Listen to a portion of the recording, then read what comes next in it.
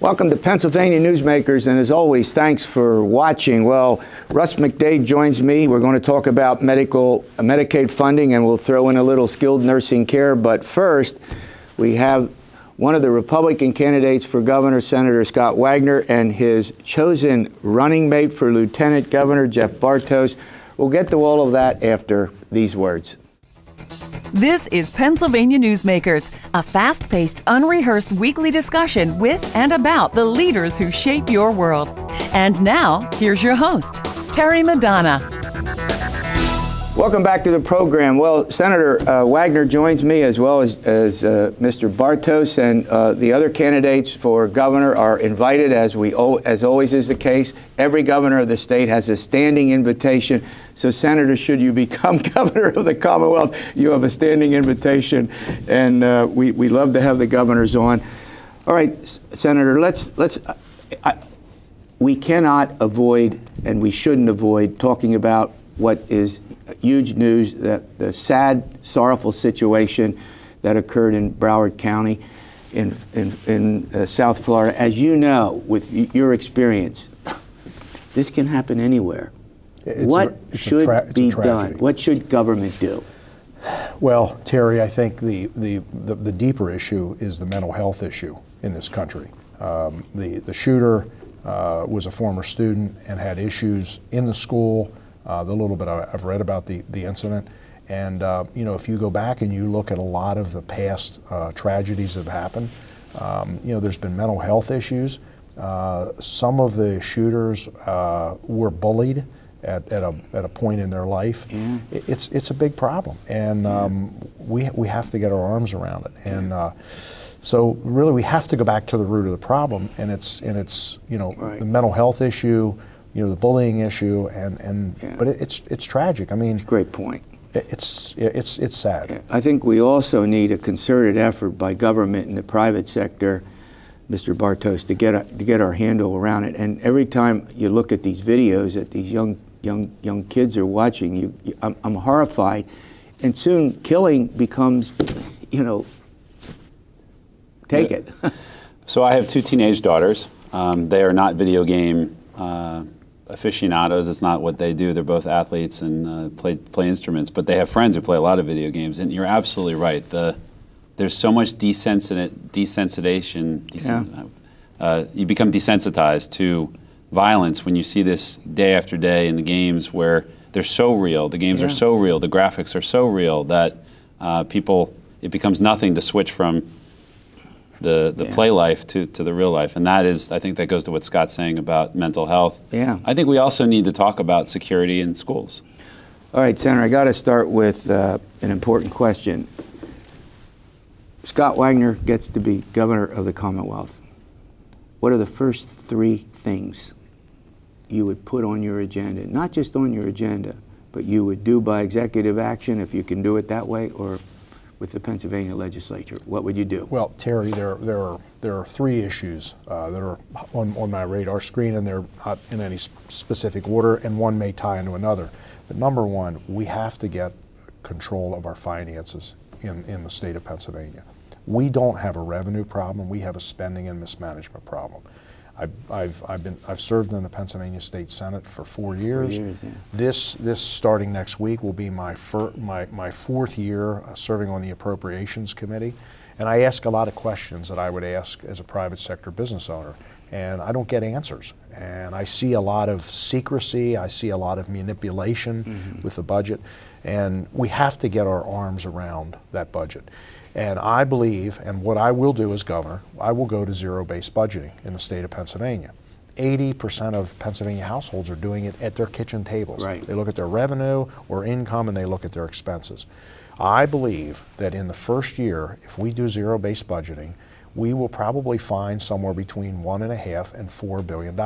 Okay, so then the next large item, and this is, I think, is probably, is just as big as the budget side, is our education system.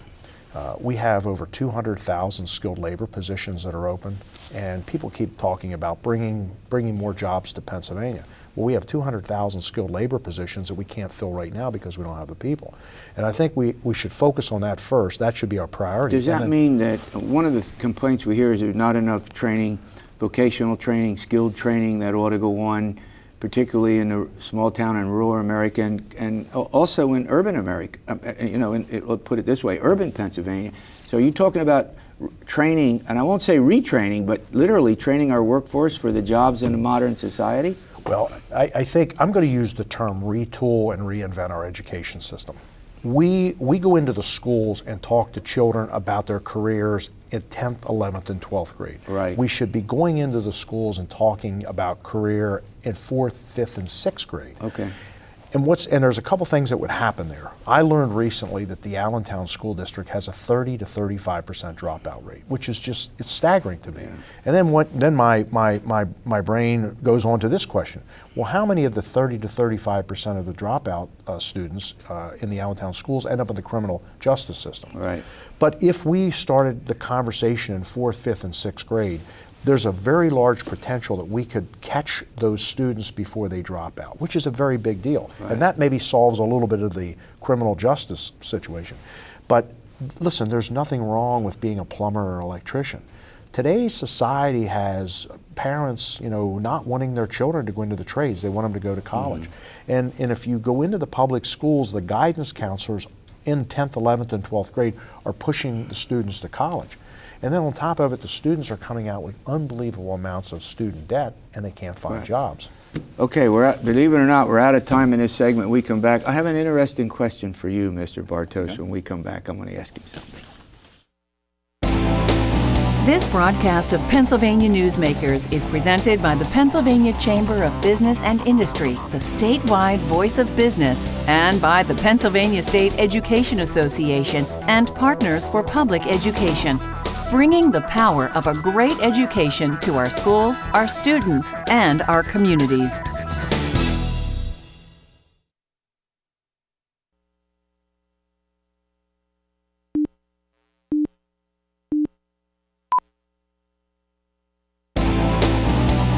This broadcast of Pennsylvania Newsmakers is brought to you by the Pennsylvania Highway Information Association, the go-to source to learn about transportation projects and issues. Please visit pahighwayinfo.org. And by the Pennsylvania Manufacturers Association. Business in Pennsylvania is our business. Welcome back. Well, my special guest this week is State Senator Scott Wagner. He's the Republican-endorsed candidate for governor, and I'm looking across at Jeff Bartos. He's in the real estate business. All right, here's the question. This is a highly unusual situation you two have put together, where a candidate for governor is endorsed and you're running as a team. You're to be lieutenant governor, that's pretty unusual. We do know you run separately. Voters get a chance to vote separately, but here's what matters. Lieutenant governors play a role only if the governor really lets them. That's right. And so we've had lieutenant governors that have had an energy portfolio. They've had PEMA, Pennsylvania Emergency Management. Some have had nothing. They might as well have been having another, a part-time job.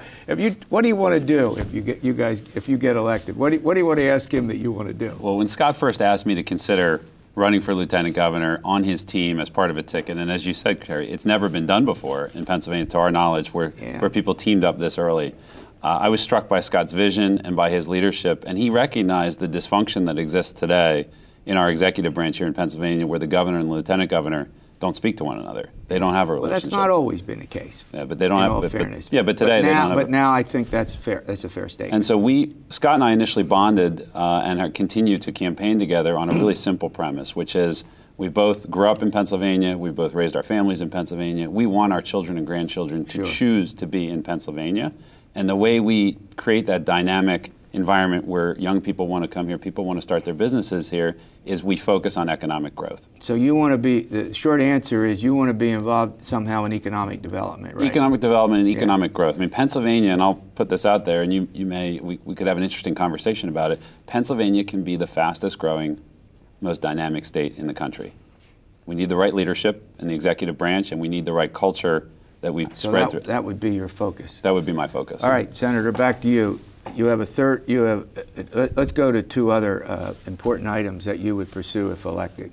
The third item, Terry, that I've heard about for 4 years all over Pennsylvania are the school property taxes on real estate, and we have to solve that issue. But it's complex, and the number one reason that school taxes have skyrocketed is because we have a pension crisis. Mm-hmm. But we, in 2016, which was one of the best years in the stock market we've probably seen in probably 15 or 20 years, we allowed PSERS money managers to deliver a return of 1.29%, yeah. And the benchmark was 7.5%. Well, let me stop you here. There's $11–12 billion in property taxes out there that principally the schools really heavily rely on. If you want to do something about that, if you want to eliminate, and a lot of people do, and hypothetically that sounds nice, but you're talking about a huge jump in one of the other big state taxes, such as income and sales, and that's not popular, even though the property tax, as you know, is the most unpopular tax. How do you handle the fact that getting lawmakers to vote for a big hike in the income or sales tax, it gets difficult? There's first step. Number one, the first step is to go to zero-based budgeting and find out what available money is available, okay, that we don't have to tax something or raise something.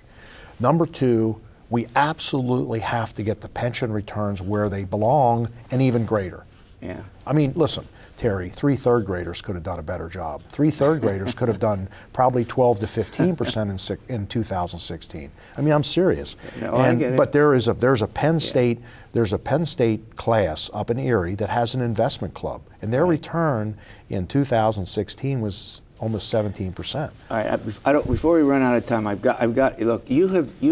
There are people who have gotten on you for your style. I mean, let's be honest. I mean, and. Don't you just ignore that at all? I mean, Terry, I'm going to be honest, and I'm going to tell the truth. Listen, I have a great career. I have several companies. You know what? I'm doing this because now that I've been in the Senate for 4 years, and I've traveled around the state, and I see the issues. These issues are solvable, but there's four things that are needed. You need a strong leader. I've built companies from scratch over 40 years. You need experience, okay? I employ hundreds of people. I've created thousands of jobs, signed the front of probably more than 1 million or more paychecks, and I understand the issues. And I understood the issues before I arrived in Harrisburg, but now that I've been in Harrisburg and I see firsthand, I understand the issues. But this is the most important. You need a leader with experience who understands the issues, who delivers results. All right, last question to you. How is all this working out for you? Yeah, I mean, let's be honest, you're relatively unknown. You've never sought office before, is that correct? That's correct. So it's a new venture for you. Yes. So what's the biggest single learning experience? It's been a fascinating year traveling around the Commonwealth. I mean, I've learned so much about politics, but I just want to piggyback off of what Scott said, because forming a team, a strong team, has been critical to this campaign. And I've watched a leader. I joined this team because Scott has, and this is what a lot of people don't know about Scott and his family, they're incredibly philanthropic. They're deeply concerned with the plight of children youth at risk, and children who aren't getting proper education, and families that are suffering. And they put their own money and time into that. And their company is very involved in the community. You have someone who's willing and eager to roll his sleeves up and get to work, as opposed to just talk. And I think the most important thing is Scott attracts people from all walks of life. All right, they're in my ear. I want to thank you both for coming in, and we'll, of course, watch the course of this primary and see how it all goes. All right, coming up, Russ McDaid joins me as often in the case. We're going to talk about Medicaid funding and skilled nursing care, and we'll do that after these words. This broadcast of Pennsylvania Newsmakers is brought to you by the Pennsylvania Credit Union Association. Pennsylvania Credit Unions, where people are worth more than money. To find a credit union that is right for you, check out ibelong.org. And by the Energy Association of Pennsylvania, Pennsylvania's energy information source.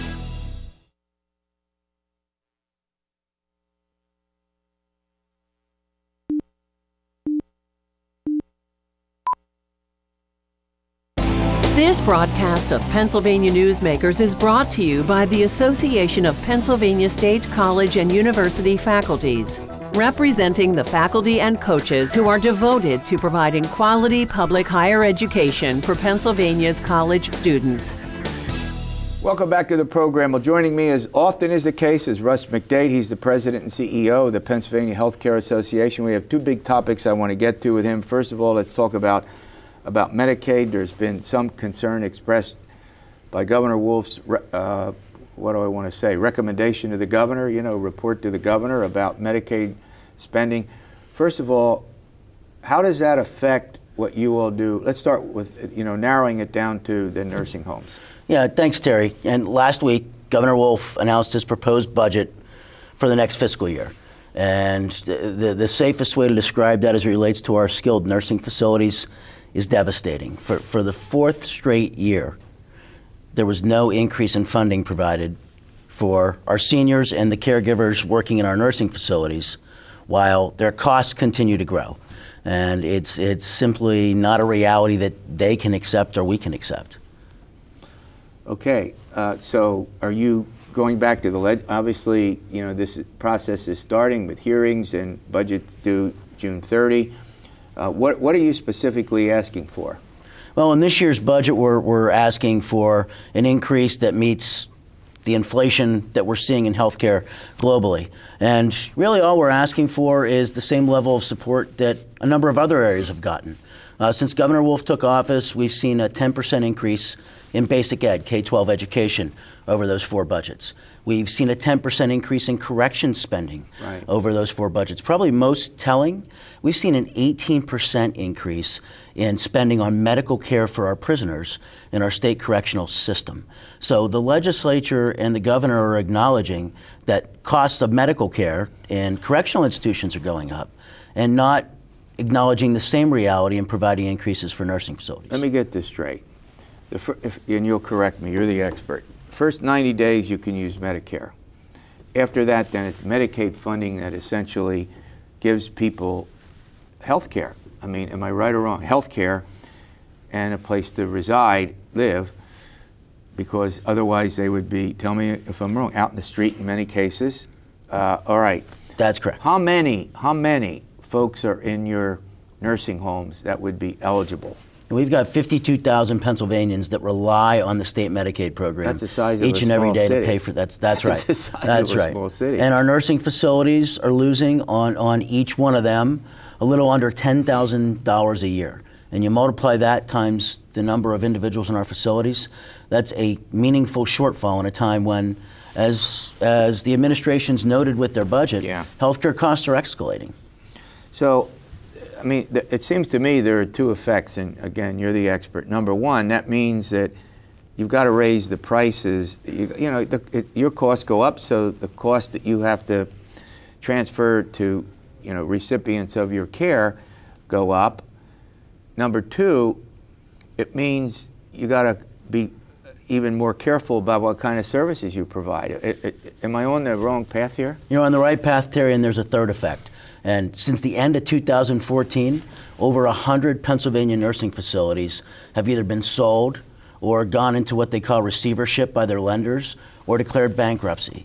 They've changed hands. A few of them have closed for good. Most of them are now in new hands, and that's largely because of this fiscal crisis they face because of Medicaid underfunding. All right, optimistic or pessimistic that you can get some kind of change. Now, the revenues are up in the state. As you've reached out to lawmakers, what's your sense? I'm ever the optimist. Good for you. And I think we have to be. I mean, our seniors deserve that support, and the direct care workers who come in as a dedicated folks, as you will find. They're underpaid and overworked, and it's because of the realities we face in the Medicaid system, and we need to get them more support in this budget. All right, we're going to run to a break. When we come back, we're going to talk about what the big topic in skilled nursing care. As you know, thousands and thousands of Pennsylvania residents ultimately need this, and it's important, and we're going to ask the expert about what's new and what's going on with skilled nursing care. Back in a moment. This broadcast of Pennsylvania Newsmakers is brought to you by the Pennsylvania Medical Society. Inspired physicians committed to the good health of Pennsylvanians and the advancement of the practice of medicine. And by the Pennsylvania Healthcare Association, the future of long-term care.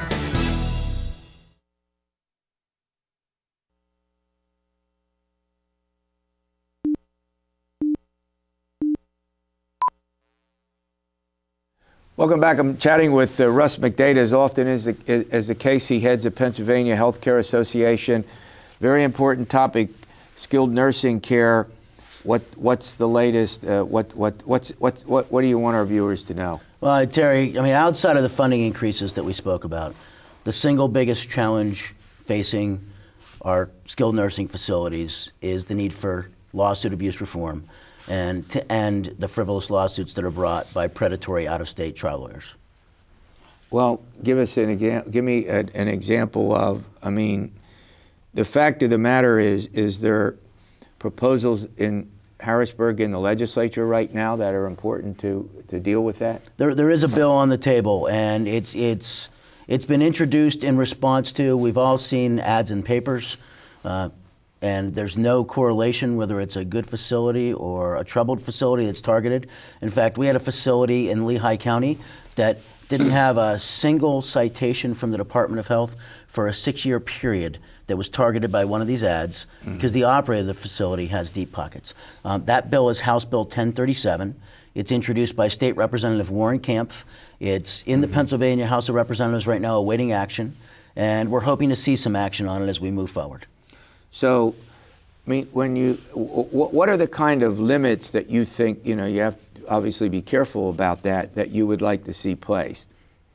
Well, House Bill 1037 would do the same thing we did. You'll recall back in the early 2000s, we had challenges with our physicians. Right. We couldn't get access to some specialties in Pennsylvania because of our tort climate. The legislature passed the MCARE Act and capped punitive damages, that big jackpot number, so that they wouldn't be put out of business with one awful lawsuit. So one of your big goals, a cap? Yes. The House Bill 1037 just establishes the same cap on punitive damages for long-term care facilities as doctors have had to level the playing field. And it's important to note it does not take away anyone's right to sue, nor does it limit the amount of money they can get for pain and suffering. And that's all compensatory. And there are legitimate concerns, that people have, not just in your area, but in others as well. Absolutely. And each and every product we purchase in Pennsylvania, a day of long-term care included, has a tort tax on it. As you noted earlier, there's a cost when these facilities are continually targeted, and it does get passed on to the consumers. It gets passed on to the state Medicaid program in the form of $104 million a year in dollars that should be going to care, but instead they're going to predatory out-of-state trial lawyers. All right. Well, as always, I want to thank you for coming in. You're always welcome, and we'll follow these discussions as time goes on, particularly on the budget side. We'll see where that goes. All right. I want to thank you for watching this week's edition of Pennsylvania Newsmakers, and as always, stay well.